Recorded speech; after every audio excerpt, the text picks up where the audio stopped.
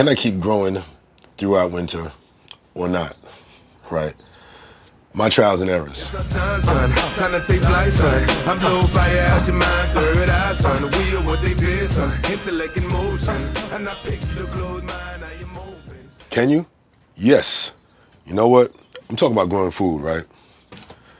Because supposedly, when it comes to winter time, you know, because of the lack of the sunlight that you get, shorter days, and temperature, those particular factors, you know, cause everything to just die out, basically. I remember watching some gardening YouTube video, and he was talking about just growing throughout the winter, and I was like, for some reason, like, I like challenges like that.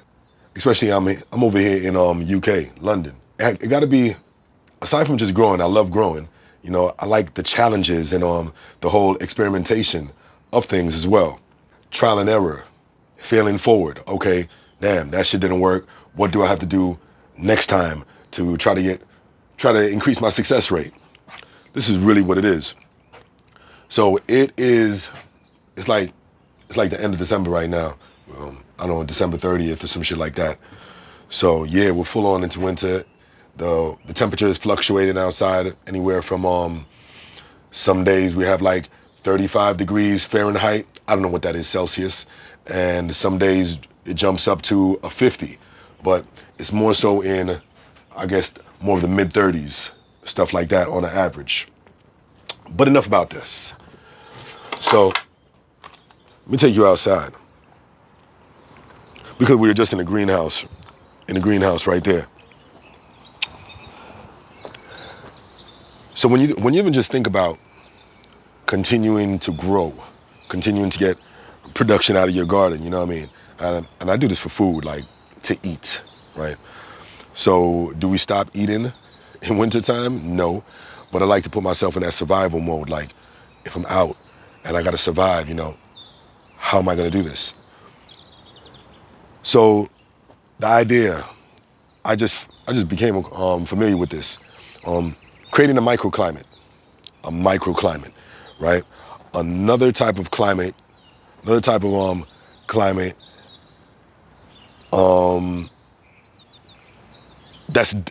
different from the climate outside, right? So say if it's 30 degrees outside and it's whatever, it's raining like it is now, drizzling and all that. I want to create another microclimate that's going to be better than that, something that I'm more in control of, right? So you're able to be in control of the microclimate.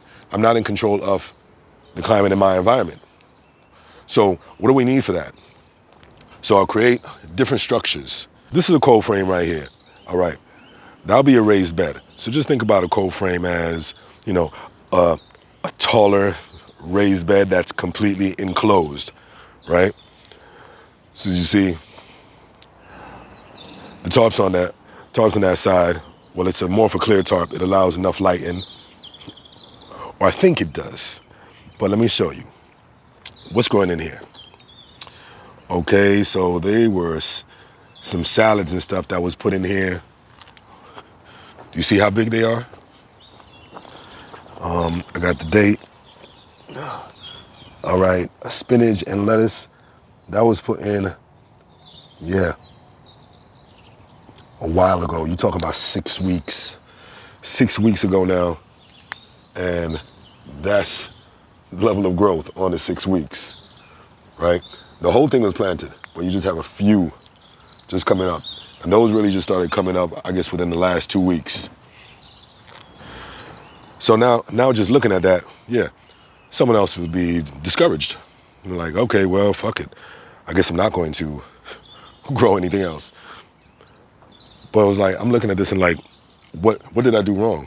Or what didn't I do? Or what didn't I factor in, right? And at the time, there was a different covering. There was there was another covering that didn't allow a lot of light in there. Ended up changing the cover a few times, right? But now I feel like that was the biggest change recently that allowed some growth to happen through here. So what I would do, and I'll add another layer of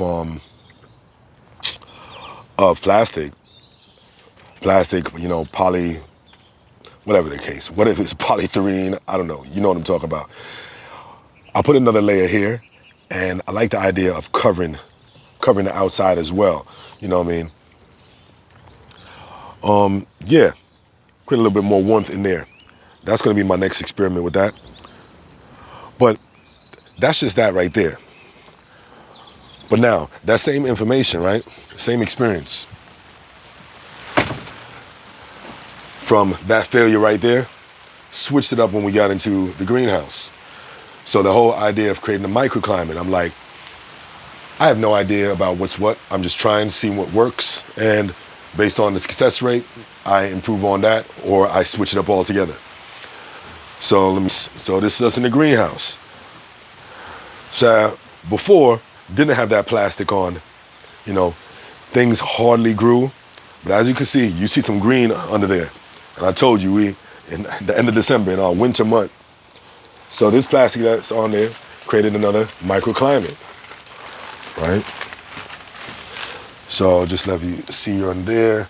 So yeah, just got tons of rockets, salads, things like that under there. But what am I saying? Look at that, success. Who says, oh no, you can't grow anything? These are salads right here. We're just eating some salads out of here, picking fresh salads from here just a few days ago. So you see the difference. So yeah, I guess sometimes they call me a geek with it, you know, garden geek with it. But I'm just a lover of science and nature, really and truly, and food. Like, you're talking about food, growing food. Like, what other skill is more important than that? You know what I mean? How to survive, right? I already got shelter, so yeah, give thanks. All this is built by hand. But back to creating the microclimate. All right, so so right here got the hydrometer. Lets me know how humid it is in here, which I'm not really worried about that, and the temp. So outside right now, it's raining and stuff like that. It's about 45, it's about 45 degrees. It's about 45 degrees in here, which is an enclosed greenhouse. I hope we're not moving too fast, getting you dizzy. It's 52 degrees, right? So already what is it, 48? Yeah, about 5 degrees difference, give and take. And I know that under this right here, that's another 5-degree temperature raise, Fahrenheit temperature raise.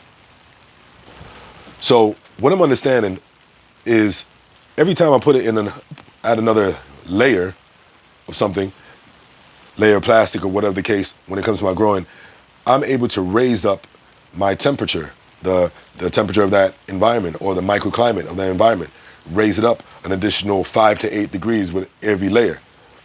So now under here for them, these little plants here, it's 63 degrees, 62 degrees, could be something like that. But whatever the case, they're thriving. You see them, they look nice, right? They're thriving. So give thanks for that. So now, what am I gonna do? Another big lesson that I learned from right there was when it's cold outside, don't plant the stuff directly into the ground. I wanted to plant the seeds directly into the ground. I thought it would work better there because you're not moving around the plants, whatever the case, but nope. It's too cold and they don't like that. So I'm gonna cut to the clip, show you what I'm doing inside now to even ensure a higher success rate is start the seedlings inside from indoor. Because indoor, you know, our regular temperature that we have in our house, that's perfect climate, perfect environment for growing. Because it's about like 65, 70 degrees in all of our houses on a regular anyway, you know. So yeah, as you can see from there, they look great. That already raises up the level of success highly. The stuff that you just saw growing, that I got growing inside, you know, those seedlings, I'm gonna plant a few in here, and then definitely throw a few into this one that's getting done. I'm really excited about this cold frame here, but we'll see. But we got options. So it could either go straight into the raised beds in the greenhouse. Let me pull that back up. Straight into the raised beds in the greenhouse. It could go into the cold frame, this one right here, since there's nothing really growing in there, or right in there. So it got options, right? But the ones that the stuff that I'm gonna be planting in here, which is some of these, let me show you. Got that perpetual spinach, right? And then got this winter lettuce. You know, these things, as they say, winter hardy. So that perpetual spinach, why I got that? Let me show you. Just observing things out here. We go on to another plot. This is someone else's plot. They're not here anymore, they gave it up. I was like, how is this spinach just growing? It's just out here growing, just thriving, no problem. No cover, no nothing, no one's even tending to it, and look at it. It's beautiful. You see? Nothing else out here. That right there is thriving. So yeah, observing what other people are growing around you and just what grows in this time. So me seeing that perpetual spinach is growing, I'm like, yo, yes, I need this. If it's growing like that and no one's tending to it, that's exactly the type of plants that need in here for food, right? I'm gonna experiment again.